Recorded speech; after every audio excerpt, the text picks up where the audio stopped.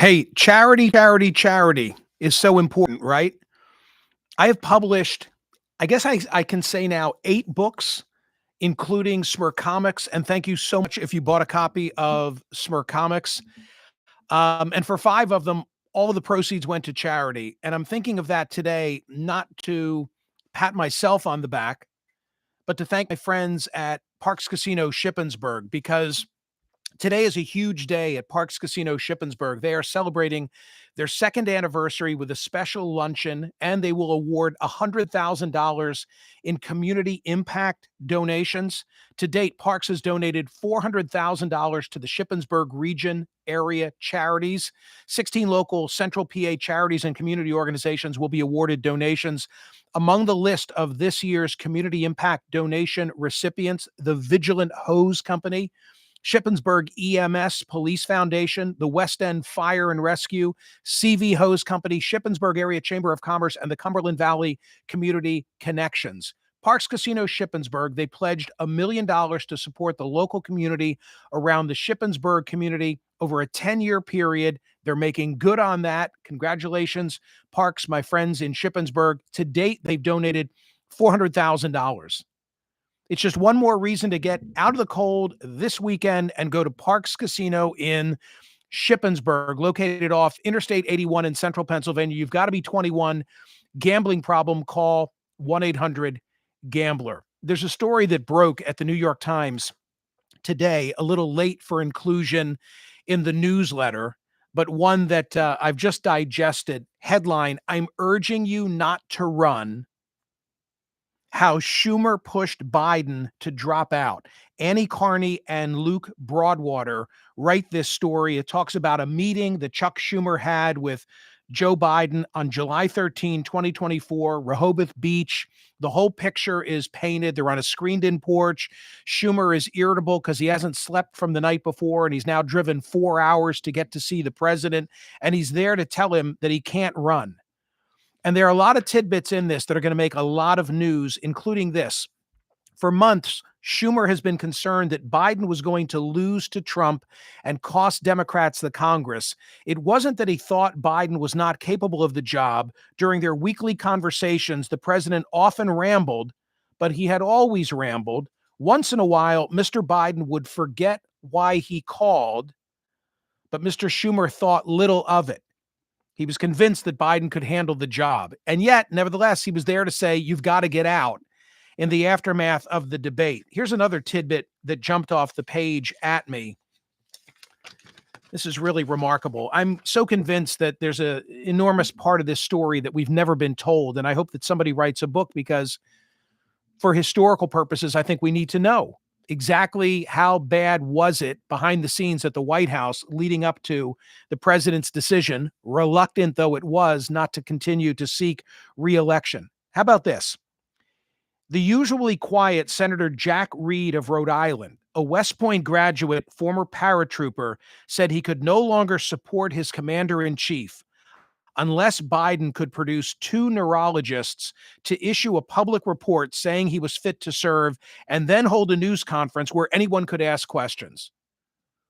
There's a lot more to it, but the point is, it's part of the reason why President Biden is leaving office. Can you imagine? Here we are on this Friday preceding the Monday inauguration of Donald Trump. He is leaving office with a 36% approval rating, his lowest while he's been in office, a 36% approval rating, according to CNN. Donald Trump's transition approval rating, according to Gallup, stands at 51%. So there's job approval and then there's favorability. They're related. They're two different things, two different metrics. Favorability is more a measure of a person's reaction toward a public servant. In this regard, the favorability of Joe Biden is 33%. And of Donald Trump, and I talked about this yesterday on radio with G. Elliott Morris from 538, for Donald Trump, it's 47.2%, slightly outweighed by the 47.4 who look at Trump unfavorably, but Trump's numbers are at an all-time high as he comes into office. Why is that the case? I think it's the case because of the comparison to Biden. And that's going to fade with time. That is going to fade with time because there won't always be, the ready recollection of Joe Biden as we evaluate Donald Trump, say, 2 years from now. Here's the solace. Here's the silver lining, if there is one, for Joe Biden. Jimmy Carter. I went back and I looked at Gallup's file relative to former President Carter. He began his term in office with a 66% job approval rating. And by the way, you see that with regard to most of the presidents. They come in with a feeling of goodwill from the public about them.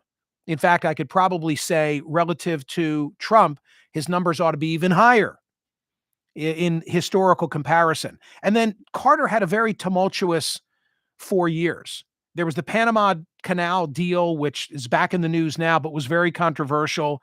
To his benefit or credit, the Camp David peace accord, but then came the Iranian hostage situation. And then, does anybody remember the misery index?